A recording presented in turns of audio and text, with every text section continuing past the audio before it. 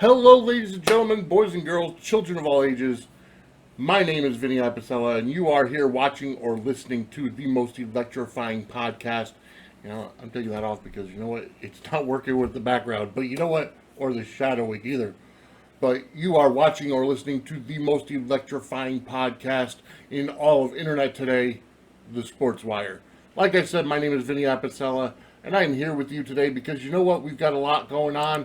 Got a lot to talk about. It's been a big week in WWE and been a big week in wrestling in general. We had the debut of the Thunderdome on SmackDown and SummerSlam and Monday Night Raw, and it looks like it's going to be here to stay at least for the foreseeable future until WWE is able to bring fans back into the stadium, into the arena.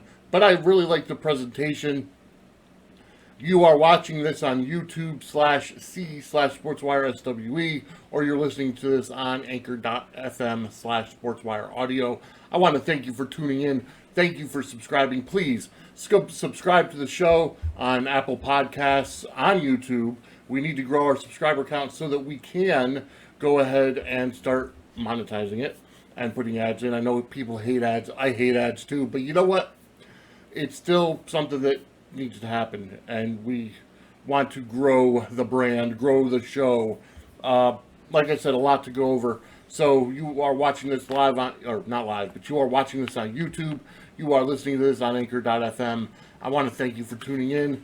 Today is going to be just about wrestling and actually just catching up in general, because I do have some General Hospital news to go over for those of you who actually pay attention to General Hospital, since I do enjoy it. And you know what? It does have a place on a show like this because of the storylines, because of the, just the drama to it. It's like professional wrestling. I know the name behind me says SportsWire. There we go, yeah. The name behind me says SportsWire, and the name of the show is SportsWire. I do talk about just about anything. But you know what? I do bring on guests from all walks of life. We did have Dr. Francesco Barone earlier this week.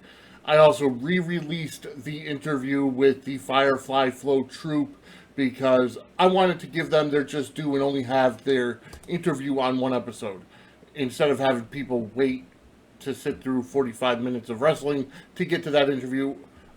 I re-released it on both platforms. You could go ahead and visit sportswireaudio.com, which brings you to the Anchor.fm page. But I want to thank you. You can follow me on Twitter at VApsLSWE. You can follow Sportswire on Twitter at SportsWireAudio. Those are all the social medias that I have.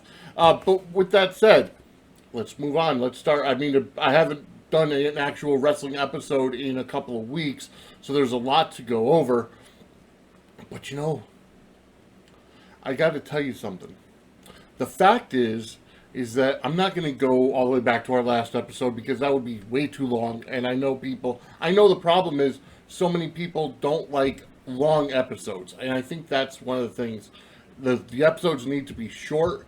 They need to be to the point. They need to be, just about certain things, which is why I started with the daily episodes back in November of last year. And it just didn't work out. Maybe I'll get back to that. Maybe I won't. But I'm not sure yet. Especially with the video platform, maybe I'll do separate video and audio and do like maybe one video a week compared to daily audio, or we'll see. But the fact is, tune in, because the only way you're going to find out about the Sports Wire is tuning in. I am looking for a co-host. I am looking for a permanent co-host, or at least bringing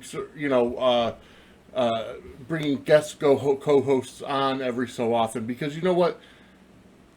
I know people don't like listening to me for a long time. But it is what it is. I do have to say, last weekend, so coming up this weekend, we got Payback, WWE Payback. I'll go into that next week as a review show, because there's 4 matches set for it right now. Really no build-up. I don't understand why WWE decided to do 2 pay-per-view events back-to-back weekends, other than utilizing the Amway Center, which is where the residency is right now, to their maximum, the maximum time. I know that they released the terms of the deal, for every pay-per-view show, for every Raw, for every SmackDown, for every time to use it just to set up.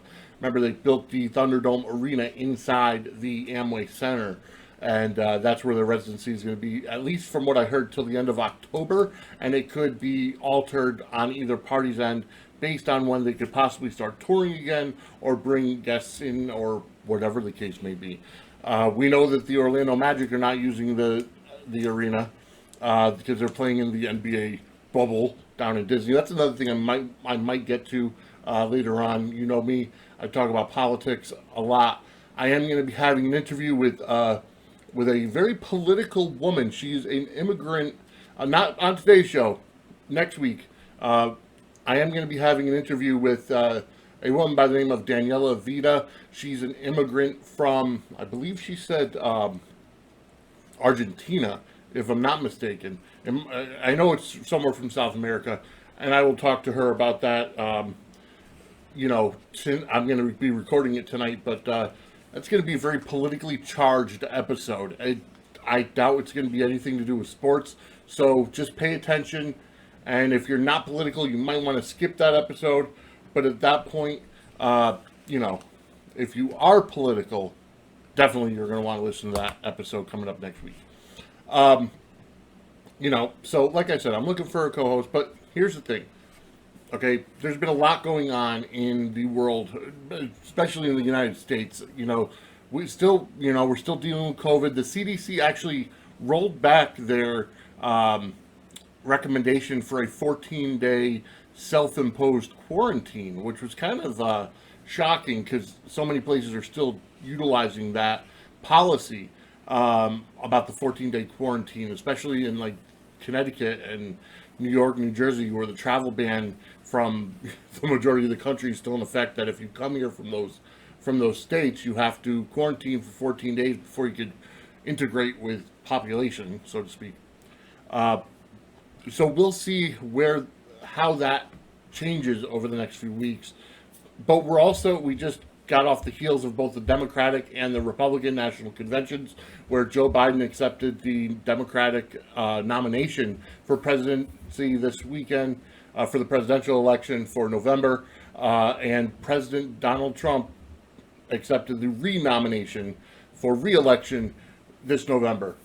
I see it as a landslide for Trump, especially because of everything that's gone on, and so many people have turned from the Democratic Party because they see the hypocrisy, they see the garbage that's going on from the Democrats, and I feel like the Trump campaign the past 3.5 years has been a great time in our nation, and that his track record should support that.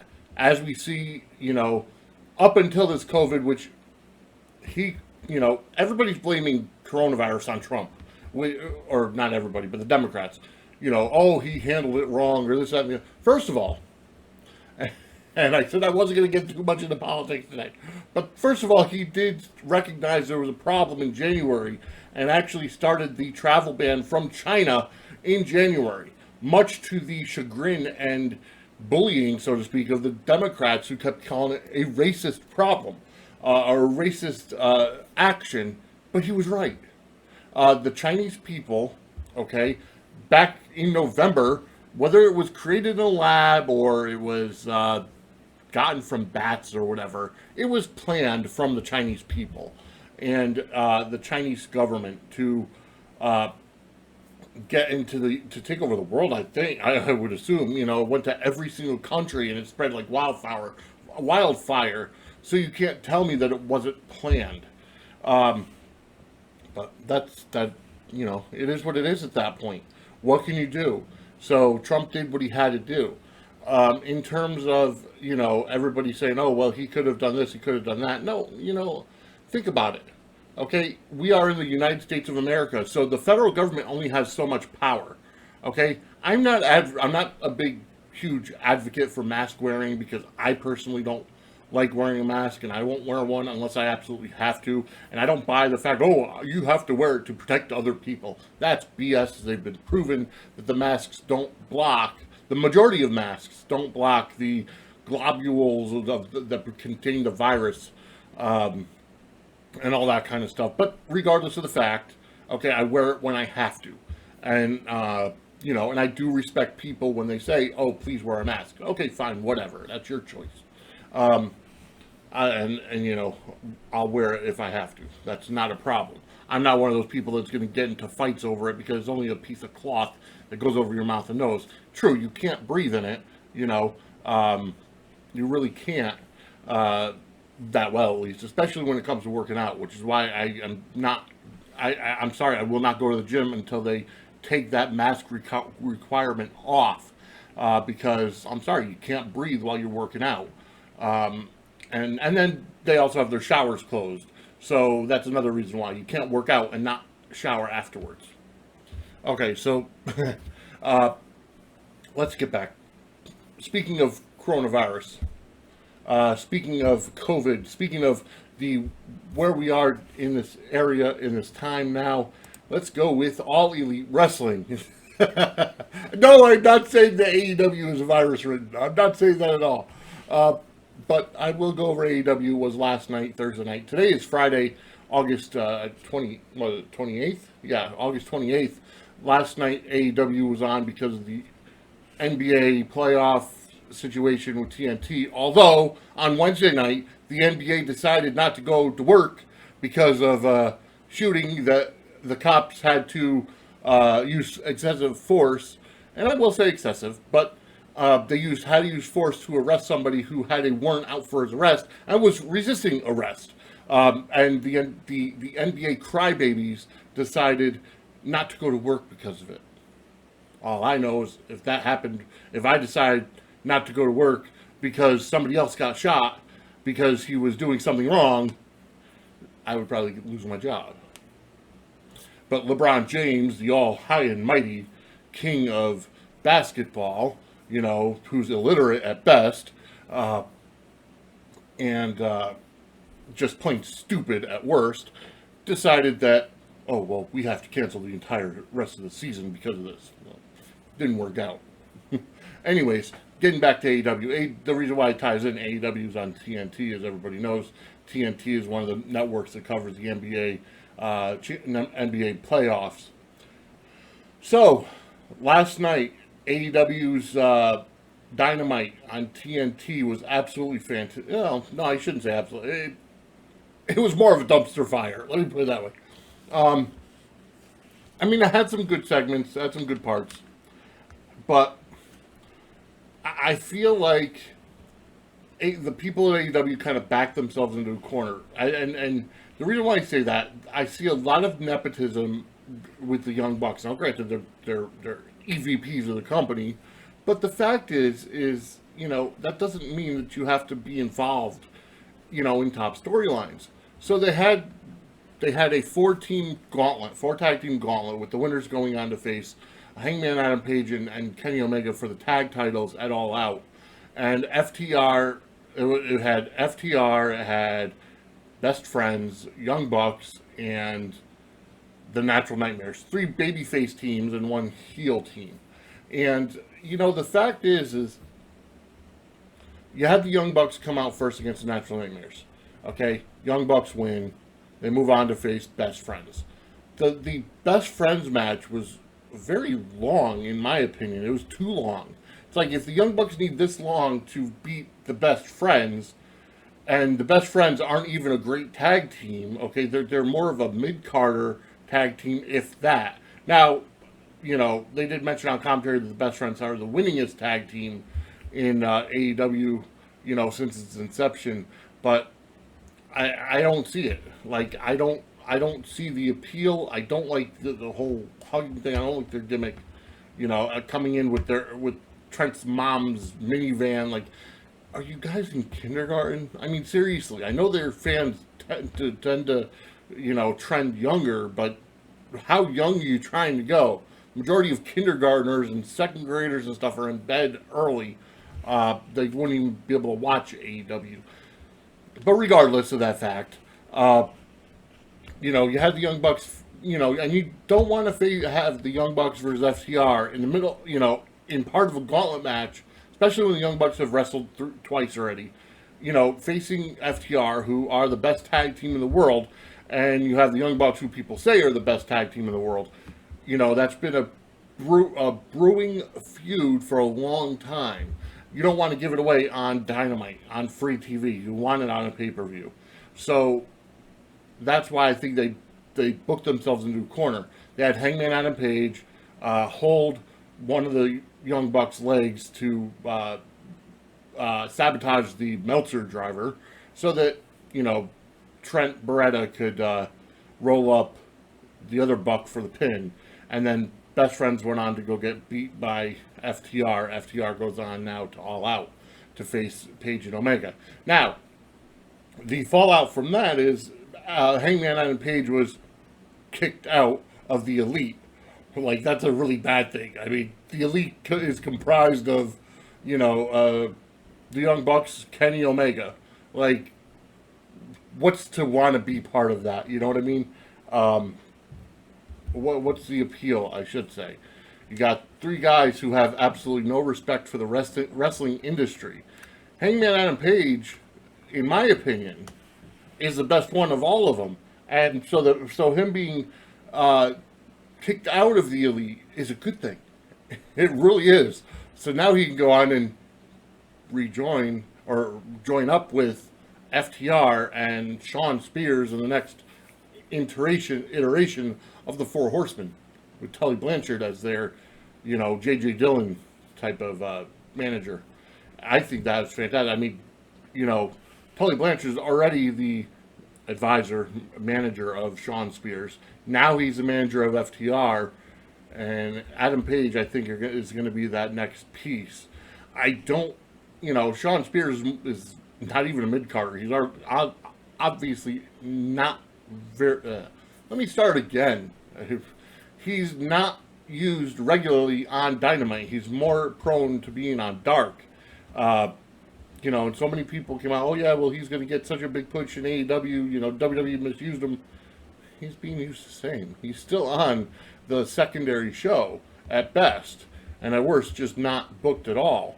So we'll see how that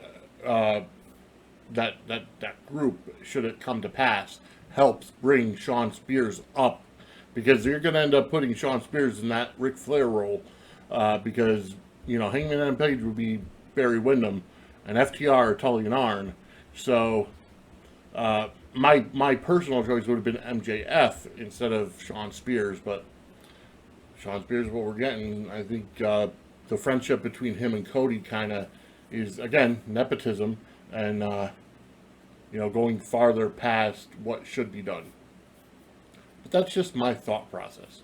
The women's match between Big Swole and Rebel and Penelope Ford and Britt Baker, who was in a wheelchair. I don't even think she was planning on being part of the match. There was, I don't get it. Like, I just saw some really bad spots, and it's been a huge problem for AEW in the past. Their women's division is just, it's horrible. I mean, really, it's horrible. Outside of certain people, like Sheeta is great. Statlander's great, although she's hurt. Where's Nyla Rose? She brought Vicky Guerrero in as her manager, and then we don't see either one of them on TV. So, I know they had that stupid women's tag tournament that, was won by Ivelisse and Diamante over how they made it to the finals. I don't know. Brandy Rhodes and Allie, who Allie's a decent worker, but Brandy Rhodes, again, nepotism, her being, the chief branding officer of AEW, she has no business being in the ring or anywhere on TV. I was actually shocked that neither Cody nor Brandy were on the episode last night. Neither one of them were. So that was actually a good thing, in my opinion. Congratulations to Anna Jay of the Dark Order for taking Brandy off TV for right now. again, the women's match, they had a spot in there where Big Swole gave Rebel a Hurricane Rana off the turnbuckle, and it took, I want to say, maybe 1 or 2 seconds between Swole, falling back or doing the flip for the Hurricane Rana to Rebel actually going with it. So it's like Rebel didn't take off from the turnbuckle until Swole was actually on the ground. Like, to me, that is it magic? Is it magnetism? It's like that to me just ruined it. It takes you out of the moment. It takes you out of the suspension of disbelief. It's almost like, okay, well, I'm gonna throw you now, wait a couple seconds, and then do a flip on my own. Like, at that point, it's like, let me just throw you and do an offensive move because I blocked the Hurricane Rana. So I mean, that's what I mean. The women need to be trained better, and not by Kenny Omega. They need an actual good trainer like Tom Pritchard or Rip Rogers, who trained Pat McAfee this past week, which leading up to this past weekend's takeover match, and I'll get into that in a little bit.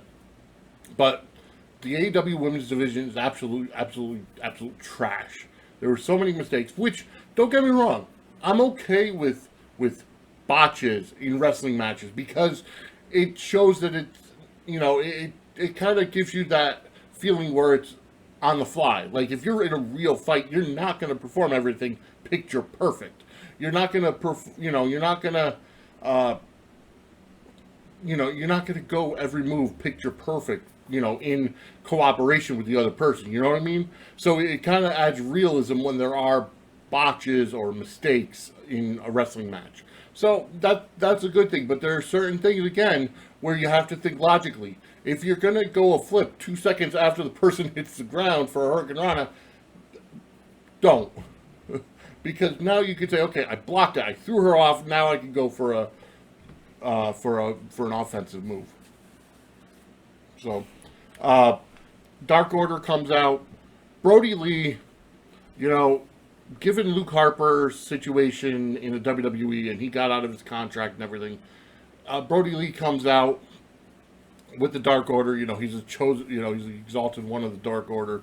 I don't really like the Dark Order so much. It's like, I just feel like there's something missing from it. Is it going to be a heel dark faction, or is it just going to be a faction of misfits? Or, it's like, I don't fully like. I think it's got to be fleshed out a little more. And I'm not talking about more members. I'm talking, which we saw Tainara Conti join supposedly this past week, last night actually, on Dynamite. But we've seen too many. It's like growing too much, but it's still like, what's the deal with it? We know it's a cult, but Brody Lee needs to come into his own, and I think he's getting there.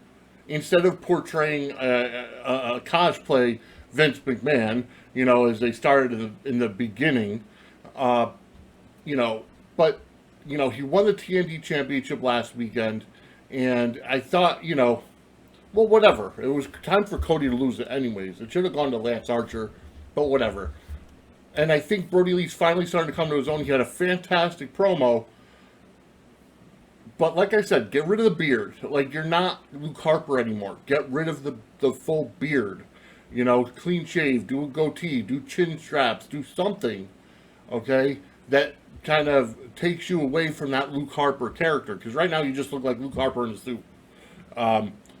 But the promo was great until one point that really pissed me off. Okay? He said about the Dark Order, we're the hottest act in professional wrestling. And that turned the whole promo to garbage for me. Because now you're saying we're not the hottest group, we're not the hottest faction, we're not the hottest club, whatever. You can use any other word except for act, because now you're saying, okay, it's an act in a play. And again, that, in my opinion, insults the wrestling fans' intelligence. We know it's predetermined. We know that it's written. We know the storylines are there. We know that already. We don't have to be reminded in a promo on live TV. Okay? We don't, because now you're just saying, okay, well, we don't hang out together. We're just an act. We just come together for the show and then we disband. Do you know what made the Four Horsemen the greatest faction in wrestling history? All four of them lived that lifestyle in the 80s at that time. They hung out together every night. They were out together after every show. They were friends in real life. Okay? That's what made the Four Horsemen back in the 80s the best faction in history, because it was believable. Ric Flair took the Learjets and everywhere. The Horsemen were in the Learjets. They had the great cars. They went out together and they were able to have that bond. That's what made them fantastic. Going into the 90s, and it's like we didn't see a lot of the outside of the ring antics of the NWO and DX and stuff, but you still had that era of realism, that they were all friends on the outside. You know what I mean? They were, that even though we knew it was wrestling, we knew it was predetermined sports entertainment, yada yada, but they never came out and said, "Oh, well, you know what? We're just here to we're under contract by the WCW. We're just portraying this group." No, Kevin Nash, and I'll credit this to Nash, and if you watch the Legends of Wrestling on the WWE Network, okay, that the NWO episode, okay, he basically went out and said, look, when the people at WCW came out and said, okay, well, we're going to have you on the Saturday night show. You can't. If we're a renegade organization, okay, and we're coming in to take over, and we're not part of WCW, why would you show our stuff on a pre-taped show?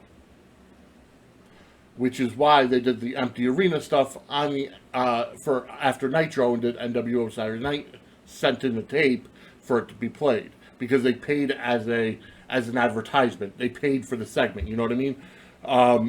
They came out with a shirt set, Sting, Luger, whoever, and the Outsiders as a set. Can't do that. We don't work here. So they got all the NWO shirts and went out and sold it at the arenas on their own.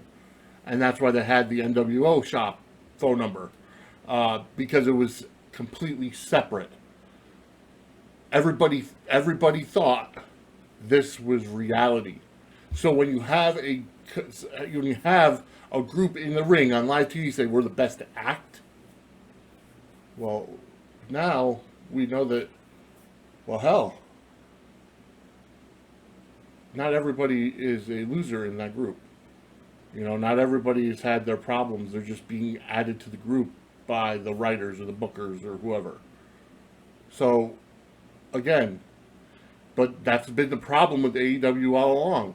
The Young Bucks coming out during a press conference and saying that we rigged the chair at Fight for the Fallen, or Double or Nothing, or whatever, when Cody got hit in the chair by Shawn Spears. Oh, we rigged it. You're killing your own company. Why would you come out and say you rigged the chair? Just say, oh, well, you know what? He got hit with a bad part of the chair. Shawn Spears must have really didn't like it. You know what I mean? That's one of the biggest problems I have with AEW, is that they just don't know how to, kayfabe is dead, but that doesn't mean you have to keep pounding it into the ground. MJF is fantastic keeping his character outside of Dynamite, outside of wrestling. You know what I mean? On social media, at live events, at personal appearances, MJF keeps that, keeps that character going, and that's where they should be learning from. Wow, we're a half hour in already. 20 minutes or so talking about AEW. Coming up on September 5th is All Out, which is Labor Day weekend. So we'll see where that comes. We'll see how that goes. I probably won't be ordering it because, again, like I said, the WWE has kind of spoiled us with all the pay-per-views on Because now you technically have 3 pay-per-views in a row: SummerSlam, Payback, and then All Out. And All Out you have to pay $50 for on BR Live, So we'll see. Okay. NXT Takeover this past Saturday, right after Dynamite. And then it was a meh show. It was okay, but in my opinion, the first time that the main event, the main roster show, SummerSlam, actually was better than Takeover. There were good parts of it. Don't get me wrong. The Karrion Kross versus Keith Lee match was awesome. Karrion Kross winning the NXT Championship, unfortunately, had to relinquish it this past Wednesday night on NXT because of a separated shoulder, and he won't be cleared to wrestle. But it was a great show. Io Shirai defeated Dakota Kai for the to keep the women's championship, and then Raquel Gonzalez got in there to kind of interfere and beat down Shirai, and then out comes Rhea Ripley. And Rhea Ripley and Gonzalez in a stare down. Give me that match one-on-one. Dakota Kai and Raquel Gonzalez have like a Shawn Michaels and Diesel character situation going on. I hope they kind of stay together longer than Michaels and Diesel did. So let's go from there, and then let's see. I don't want to see them break up too soon, but I do want to see Raquel Gonzalez against Rhea Ripley in a singles match. There was a tag match with Rhea teaming with Io this past Wednesday. The storyline being that Rhea's after the women's championship anyway, so how could they get together, get along? But against Dakota Kai and Raquel Gonzalez. But again, let's see how the story progresses. I like how they treat the women's division in NXT. In my opinion, it's the best women's division in wrestling right now because you don't have just one person who they're building up. Anybody could have the next title shot, and anybody could actually win the title. You've got Io as a champion right now, but she can lose at any time. You want Ripley, you have Ripley who wants it back. You could have Candice LeRae or Tegan Knox get in there. And even, Mercedes Martinez, I wouldn't mind seeing her in the title picture at some point. So you have all these women that could get in there. You've got Shotzi Blackheart, who had a big win over Mia Yim on Wednesday. And that was an impromptu match. And Shotzi's moving up, although she still doesn't realize what gender she is, but that's neither here nor there. She claims that she's an uncle. But that's regardless of the fact. She's a great wrestler and, a great character as well. And there's just so many women. So NXT is doing a great job. Adam Cole, Pat McAfee. Pat McAfee's debut for a sports star, legitimate sports star, coming in, a former football player, punter for the Indianapolis Colts, I believe. And he's done a lot of takeover pre-shows. He was on WrestleMania 35's pre-show. So Pat McAfee's, been around the WWE for quite a while now. Against Adam Cole, fantastic match. Cole won, which he should have, okay? But McAfee showed that he can go. And not since Ronda Rousey's debut back at WrestleMania, what was it, 34 in New Orleans? No other sports star has had a better debut than Pat McAfee. And I want to see him in the ring again. I hope he's going to be a full-time competitor because, you know what, he's proved, he was training with Rip Rogers. He bought a ring. He bought a wrestling ring. Okay, Lawrence Taylor never bought a wrestling ring. You know what I mean? LT was there. Floyd Mayweather had boxing rings, I'm sure, but never got into the wrestling, end of it. Pat McAfee, fantastic work. Best debut, in my opinion, in a long time for a sports star. So congrats to him, and congrats to Adam Cole as well. Adam Cole proved that he could not only carry McAfee through a great match, but he proved beyond a shadow of a doubt, in my opinion, he's a wrestler, the superstar of the year. Absolutely, no doubt about it. Which making that he's number 2 in the PWI 500 to Jon Moxley kind of ridiculous. Moxley shouldn't even be in the top 5 because he's not a great wrestler. When he was Dean Ambrose, yeah, he was a great wrestler because the WWE was able to control the type of matches that he was in. You know, now that he doesn't have that control of the WWE, he's going back to his death garbage matches again, and he's a Stone Cold cosplayer, basically. Jim Cornette has a right about Moxley. He's not a great wrestler. So we'll just, we'll see how it goes. But next week, due to Karrion Kross having to relinquish the NXT Championship last night, or Wednesday night, I should say, next week on a Tuesday night edition of NXT, Super Tuesday they're calling it, okay? You're going to have a Fatal 4-Way 60-minute Iron Man match for the vacant NXT Championship. It's going to be Velveteen Dream, good God. It's going to be Adam Cole versus Johnny Gargano versus Tommaso Ciampa versus Finn Balor. It's going to be fantastic, awesome, on fire. Tune in Tuesday night to USA, easy for me to say, for a Super Tuesday edition of NXT, along with new color commentator, Wade Barrett. I'm afraid I've got some good news. Wade Barrett is back in the WWE. He's in NXT as a color commentator. I think him and Vic Joseph along with Beth Phoenix was fantastic this week. Wait until you have Mauro Ranallo with Wade Barrett and Beth Phoenix again. You're going to have a great commentary team, which means that I'm assuming that he's not going back to NWA unless it's just a short-term deal until NWA gets back on their taping schedule or whatever. But NWA's lost so many people in this pandemic. You know, Ricky Starks, Eddie Kingston, Thunder Rosa, they all went to AEW. Wade Barrett, Stu Bennett, Wade Barrett went back to NXT. You have, a couple people that went to Impact. So, we'll see how it plays out. I'm not going to go over Impact this week, although I will say, just a quick thing on Impact this past Tuesday. You had night 2 of Emergence.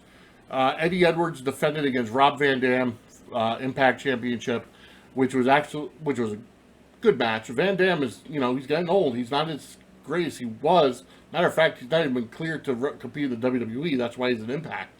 And Katie Forbes, his girlfriend, I mean, what could you say? She's a very attractive woman, albeit a little overblown with the sexuality.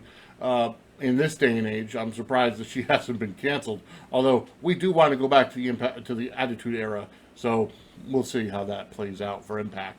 But in my opinion, the absolute best match of the night: Deonna Purrazzo, Jordynne Grace, 30-minute Iron Woman match for the Knockouts Championship. They still call it Knockouts instead of Women's Championship, but whatever.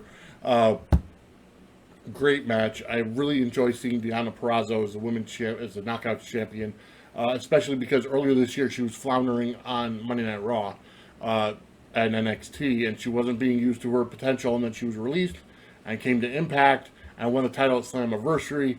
And Jordynne Grace is, from what I saw, she's a great wrestler. She, she's got that Scott Steiner vibe, and it's not only because she calls herself Big Mama Pump as opposed to Big Papa Pump.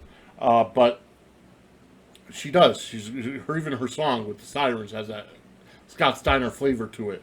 But she's fantastic. Props to both of those ladies for a great Iron Woman match for that. Tonight, SmackDown. The return to SmackDown of the big dog, Roman Reigns, who made a great return this past Sunday at SummerSlam. And just absolutely fantastic in general. I think that a lot of people are saying maybe he's the leader of Retribution. But Retribution is just... I don't know if there was no Retribution in SummerSlam. Like, but they had a video package of it. It's like they're really doing that retribution all wrong. The whole gimmick is just all wrong. If you really wanted it to be a group of people that are, again, not employed by the WWE, why are you going to do packages about them? Like, even when WCW was doing the original packages of the Outsiders, it was just saying, you know what, we've been getting these interruptions by these two guys coming in and just kind of chronicling it, so to speak, but this is just overblown. Like, you're showing, okay, well, they've been screwing around with the lighting and the microphones and this and that and the other. Like, leave it alone. Just say they're technical difficulties or whatever. And then you don't acknowledge when the group comes in and runs you off, because now you're saying, okay, well, it's just another wrestling storyline. People are saying that Roman Reigns is the leader of Retribution. I don't see it. I don't think he will be, although I do see him being more of a heel character now. He returns at SummerSlam, already has a world title match, a universal title match at Payback against The Fiend and Braun Strowman, which I really don't understand why he's already back in the title picture.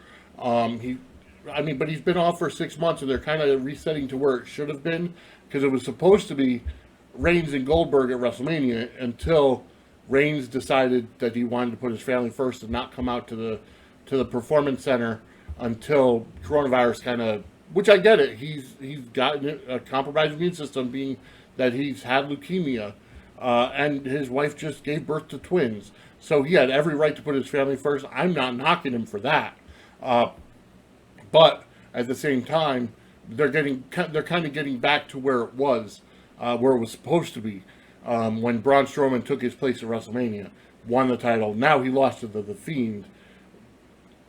I don't know why they keep putting the title on the Fiend. Like, the Fiend is a character that's just, the Fiend doesn't need a title. It's almost, in my opinion, it's more like, let's have the Fiend have a title match, but then get counted out.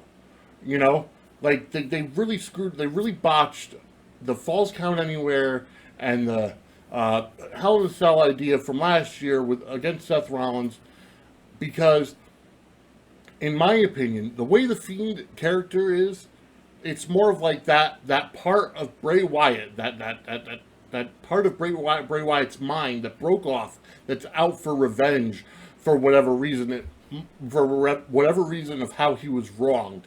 That's why it worked so well with Braun Strowman. In the swamp fight, the Fiend reemerges to get revenge on Braun Strowman, because Braun Strowman was part of the Wyatt family. You go to SummerSlam, okay, it's a Universal title match. Have the Fiend just beat the crap out of Braun Strowman. Have him laying in the ring, and then leave the ring and get counted out. Because he got revenge.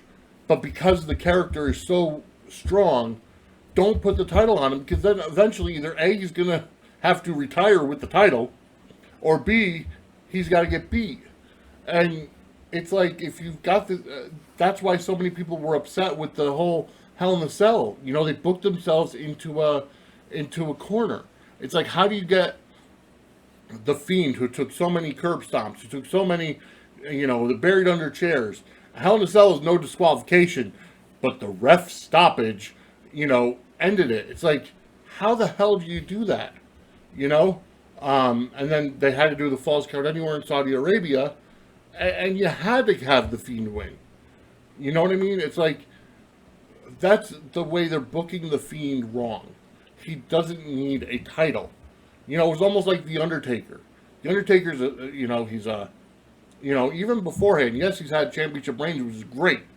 But for the majority of his career, he was an attraction that didn't need the title, because the entrance was so good, the matches were so good, the gimmicks were great. Whether it's shooting lightning out of his hands, or the casket matches, or the buried alive matches. The Undertaker was that attraction, and didn't need the world title all that much. All right, well, I've been going for 45 minutes here, and it seems like nothing, but you know what? I don't want it to be too long. Next week, I'll be able to get more into Raw. Definitely, I'll get into General Hospital next week. It's like, just time flies when you haven't done a show in a couple weeks. But again, my name is Vinny Apicella. You can go ahead and follow me on Twitter at VApicellaSWE. Follow me on, or follow SportsWire on Twitter at SportsWire Audio. You can go ahead and go to sportswireaudio.com, which brings you to the anchor.fm/SportsWire Audio page. Also, watch us on YouTube, youtube.com/C/SportsWireSWE, or just, you have to see it, so it goes to the same place anyways. So, with that said, I want to thank you all. This show is brought to you by, if you're in the, I do want to kind of point out, one thing. If you're into the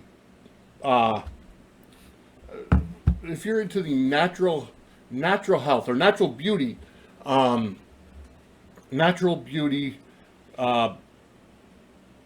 guess, personality, natural makeup, natural bug spray or bug repellent, out of nature instead of the chemicals that are used. Go check this out. Check out the website. I'll put it in the comment section below. www.jodicupofhealth.com, JODI cupofhealth.com. Check it out for all your natural needs. I guess they're essential oils and stuff. Go to the website. Check it out. I'll put the link in the comment section, or in the notes section below. Check it out. Definitely buy some stuff if that's the kind of stuff that you're into. And yeah. But anyways, thank you all for joining me. My name is Vinny Apicella. I will be back with you next week. Great interview and another wrestling show. We'll try to do 2 shows a week from now on. The same SportsWire channel, which is YouTube, or Anchor, if you're listening to this. Enjoy your day. Enjoy the weekend. Enjoy Payback this weekend. See you try to get into the Thunderdome if you can. And my name is Vinny Apicella. We'll see you next week on the SportsWire.